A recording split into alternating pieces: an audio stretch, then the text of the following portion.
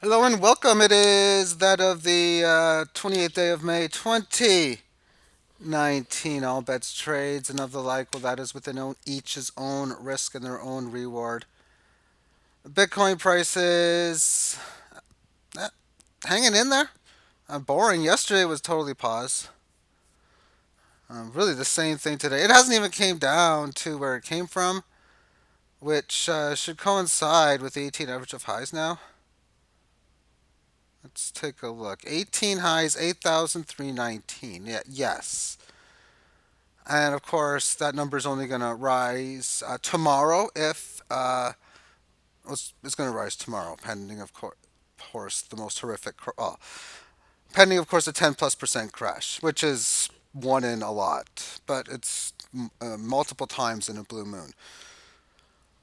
But it's also more multiple times in a blue moon that it would have the opposite effect. So the chances of a 10% rise versus a 9.09% decline, which is the exact opposite of a 10% up move, it's much higher because the rate of ascent is up.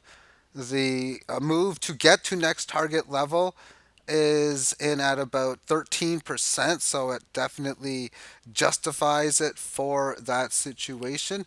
I think it's even more likely a 13% up move compared to about a 12 or so, whatever it is, 11 point whatever percent down move, because of the fact, again, that it's more likely to go to that level. And any corrections, even going within it and staying within the congestion area, would coincide with the 18 lows. That's in at 77.68, and of course it's rising rapidly at this stage. So whenever these markets are ready to go, all sell-offs or all declines to me, which is the same, I guess, are guilty until proven innocent. And until I see that the 18 average of lows is going to show any faltering signs, this market, of course, is in an amazing, amazing uptrend. And we look at the volatility. I mean, look at the size of these green and red candles. And I think the easiest way to do it is, of course, I'm losing periods doing that. Why is that doing that? It's probably because of that. Okay, so the size of these movements in here relative to this, but look at the size in here on these up and down movements. Even in here, and this pullback is coming on lower volume, or volatility, and lower volume. So we can see the size of the volume in here compared to this, this, and this. And in the bull markets, when you have the up moves, big moves up, which almost always have to happen on high volume, you get the low volume declines like this. Once the volume can pick up, it's almost impossible to say at which period it's going to just go up again. And because of its low volatility within it, how much do I give for this period here that actually broke below the low set on the 12-hour timestamp yesterday? Not much. It made it to the 18 lows in here. Still, if I mean, it's going to need decent volatility or a lot of time, I guess.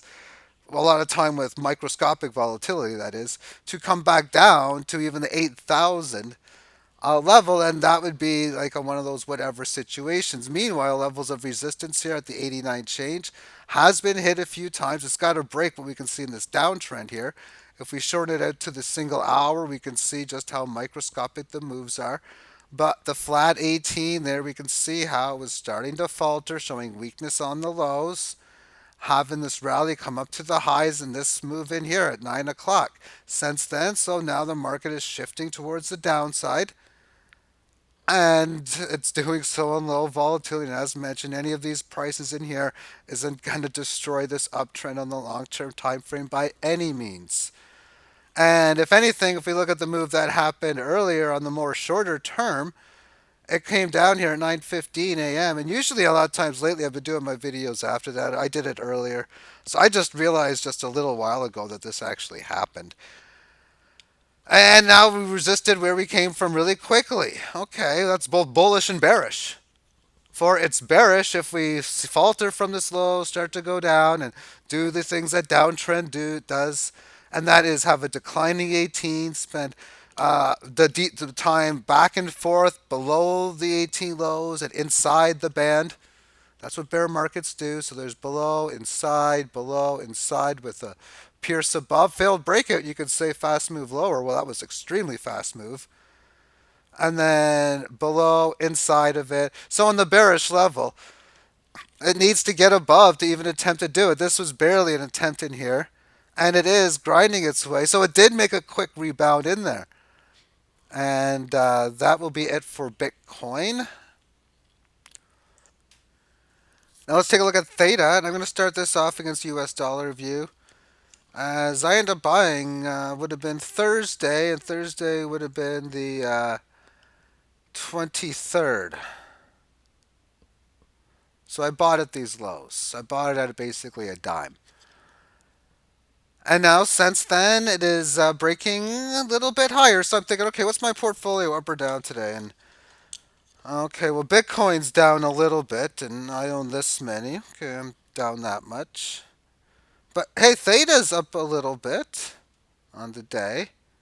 It's got like 3.37%. I own a little bit of that.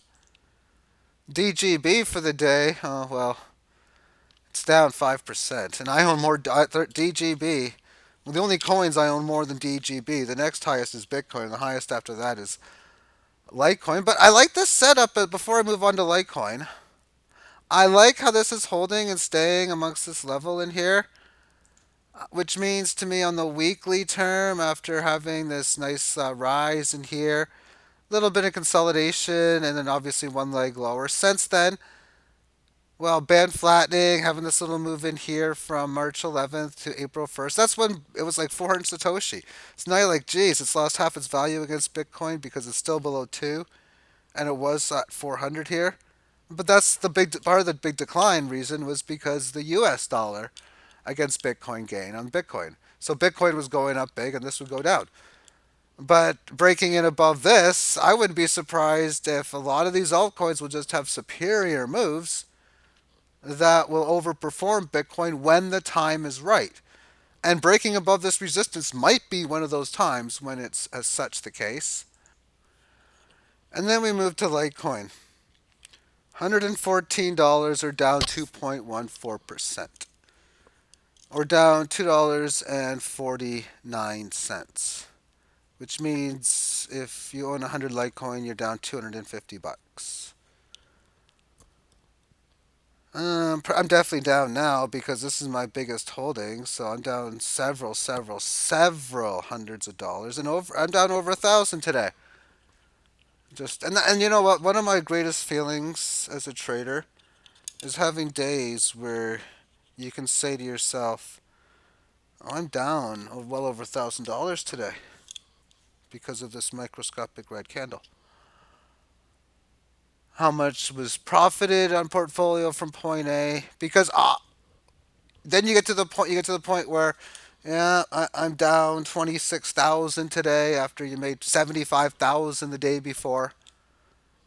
That's the stake of these crypto games. And when you make 75,000, you're doing so with a six-figure bankroll because and even at that, um, like okay, you're like low six figure. Like, okay, maybe your portfolio one day was 307,000, the next day it's 385,000. Or if it's 1,000, maybe it goes up to like 1,400 in one day. That's the life of the crypto game, and it's pretty cool. Bitcoin Cash is down 1%. Well, that's not much, but it's a little volatile. Pause, hang in there, day. Weekly chart. Well, stage one, yeah, all that stuff. Establish, come back. Yeah, it's broken it. And when you see it, you want to see how it confirms that move, and it's confirming it very nicely. If there's going to be it, I mean, this is like wild card guess now. I mean, to me, I can make a case just as much for this to come back. Maybe would meet up with the 18 at an area of like 327, and to do so, it would have to lose about a third of its value, and that's like a nothing of a move. And in turn, What kind of great breakout could this have?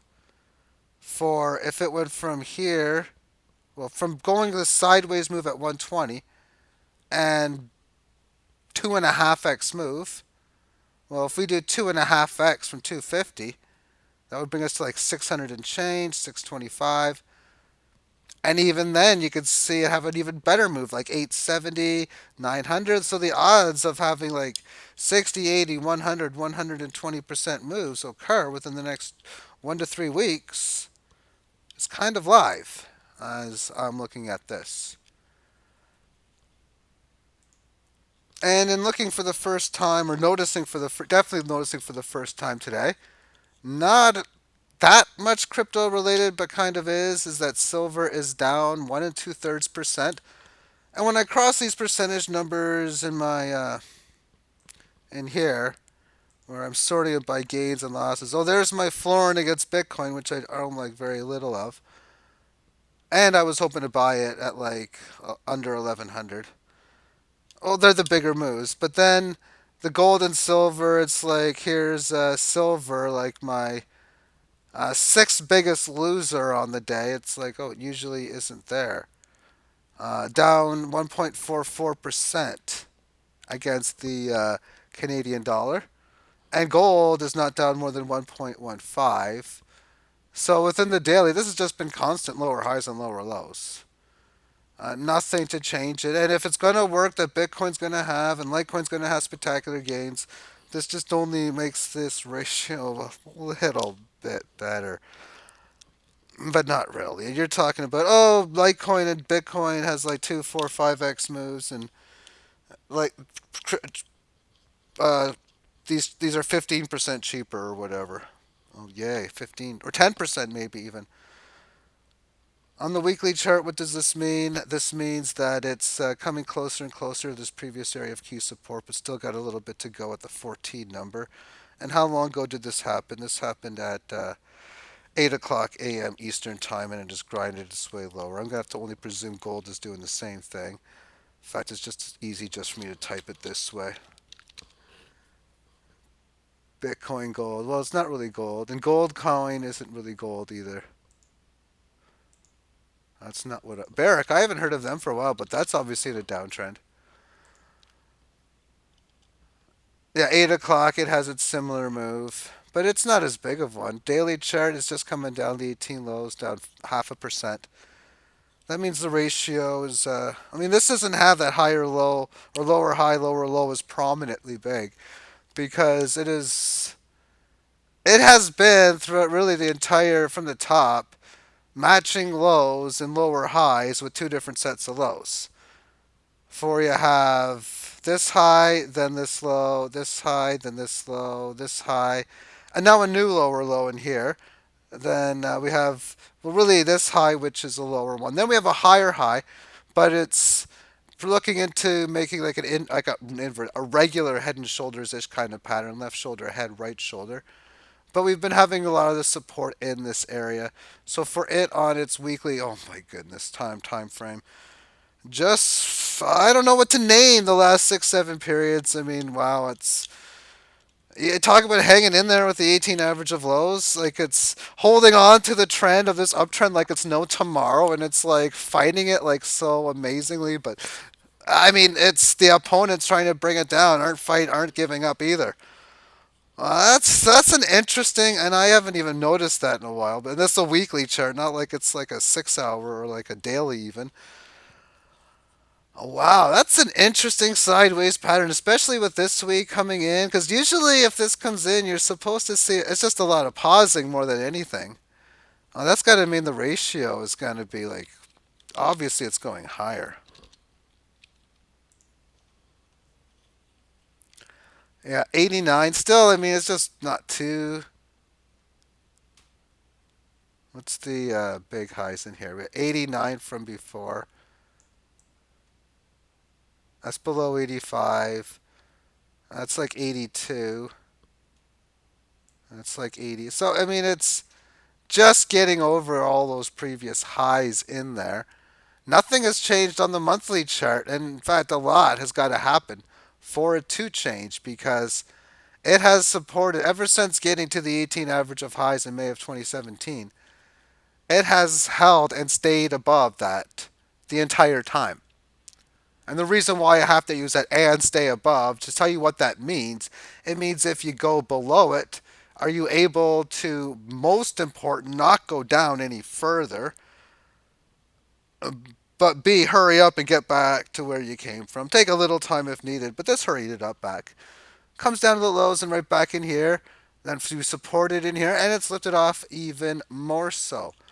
On the weekly term time frame, it has also held and stayed above the 18 average of lows in this case. For since its decline here in June of 2016, it supported it here, supported it here. This is where it held and stayed above it. I mean, it had this little bit of a decline, but it's more of a failed breakdown more than anything. Failed move, fast move. As in back when this happened, it has this level of support. Only a 1 day event, and really for that matter, no, a 2 day event because it pierced above it here. So it strengthens it a bit. That makes it even more stronger because I'd like to have it be like noticeable, undeniable in that area is support. So I mean technically in here, but the area is what I care about. So you have that situation where you draw that box. Okay. I'm going to take a look at Palladium after this because I'm just curious about that and I haven't seen it for quite some time. So we'll make this cryptos and like metals at the very end. So there's the that failed box. You break a key level. You spend little time. You get back to its previous congestion area. The previous congestion area in this case, where's my drawing tool? Right here. Is right there. So there you get back to the congestion area. This is where you are looking to establish that fast move because failed move oftentimes creates a fast move higher. So that's what you'd be saying back here at the 84 handle. And of course, sure enough, price action does have a move in here. Corrects the 18 move, holds and stays above the lows here because it goes below it. Hasn't a real attempt, so it has like 5, 6 periods where it's below it, but nothing for a big decline. Then it lifts off, shows strength at the 18 average of highs for a total of numerous amount of weeks. It and attempts to break out of it here, attempts to break out of it in all these days, never does. But within the span of these 2 weeks, it has. And the consolidation so far from that has been that. It's done it so well, correcting through time, now waiting for the 18, now more highly rising to meet up with it, which of course is always going to do so given its time, just based on sheer reality. Okay, trade. I wish it was easy to trade gold and silver so fast. It's not liquid to trade. Alrighty then. Let's take a look at palladium.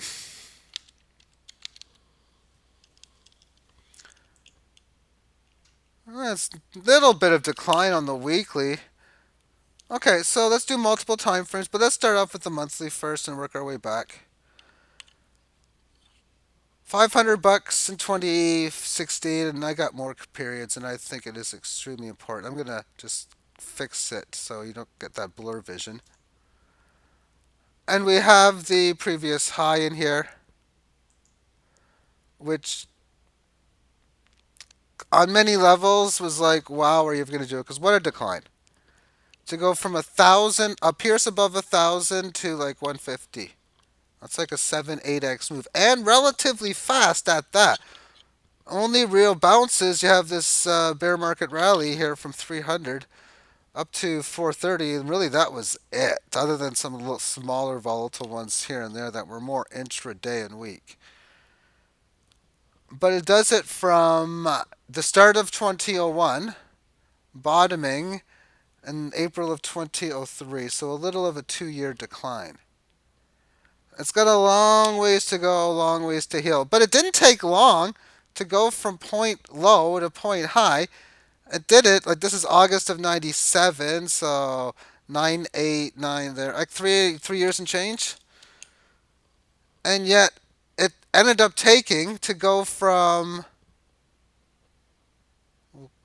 2003 to the time that it broke. It took 15 years to eventually break that level, and within that 15-year time span, like I stated, long ways to go. Big move to break this level of resistance that looked early like it might have been another bear market rally. All of this, and people would have been like, "Oh, it's over for palladium at 200, maybe." Well, okay, maybe, but no, not. No, it wasn't. And then it breaks this resistance, establishes short-term one at 375, and then it hits this big high, and then it crashes again. From 592 in March of '08 to 170 a few months later. And you can get fundamental news. Oh, that was because of the remember that market crash thing when everyone was selling everything and all the banks were problematic. So, in a situation, this is what's really funny, and I gold, silver, palladium, platinum, all going down in April, May, June, July, August of 2018, 2008 rather. It makes sense that it happened, but in theory, it's kind of funny that. So in a situation where banks look like they're in trouble and they're bad, what's the hedge against banks? Precious metals. So wouldn't they go up in that time? And you'd think it would, but when the banks are the ones that buy and sell this stuff, they sell it down. They sell it down. Okay, so I mean, it V shapes it. It gets it back just as fast, well, almost as fast as it loses it. I mean, this was 2, 3 periods down. This is consecutive green candles up, spanning from the end of 2008 to the March of 2010. So that was a year and a half to get back to previous high, a little bit of consolidation. And now it gets up here. So it's close to previous high, but obviously it doesn't rally any further at this point. Has this correctionary phase, and ultimately it ranges between the high 800s down to about 580 from, well, we'll just say the range is from late 2010 until the failed breakdown on July of 2015. So half a decade. But each meanwhile, hey, you're not too far from previous high. And then another one of those let's draw a box situation because I like these squares that happen from the line. Okay, so twice hit here. Did I already draw this already for this time frame? If not, you draw a box here. You get back into congestion area, up it goes. I think I already did that. And then it gets to this level of resistance, back down and up again. And I'm doing all time frames, and I'm still on the monthly chart. Let's examine this further on the weekly next. So after hitting that resistance, where I think you're supposed to, and that's why I say, what kind of resistance are you gonna get? None. Maybe go sideways. Maybe a small price correction. Okay, this is a small price correction. For it goes down below here, up to the 18. Spend some time. Another little bit of a decline, but since getting above in here, now we have it holding, and this is where things start to go optimistic, and it stays that way. Now trying to hold on, looking like it's breaking down from this most previous high at 1600 daily chart. Well, gold and silver are down today. This sure as heck isn't. It had its big fall in here. It only took about some of 3 good days here. From March 26th to the 28th is where it had its decline from 1580 down to 1342. That's where we stand right now. Here's your failed breakout, getting above this level of resistance. Fast move lower to this low. Since the fast move lower completion, resisting within the 18 average of lows, grinding its way, but it's always important after you attempt a rally to hold. I mean, matching low, yeah, I guess it could work, but do a higher low somewhere. And that's somewhere at the area where we have the higher low right now at 1303 to 1310. And of course, somewhere is defined as any number higher than, we'll say, 1288. And we have this green candle update, pausing in one session and doing a little bit. So a little bit of reason within this neutrality to think, okay, it's a little bit live to possibly go. If it does that, I'd be looking for resistance probably in a noticeable move above here, probably at around 1388 on the 4 hour time frame. And this will be the last one I'm going to do. It's uh, it's got a lot of established resistance first here at 1357, so that's where it should be heading out towards up to at least in this move here.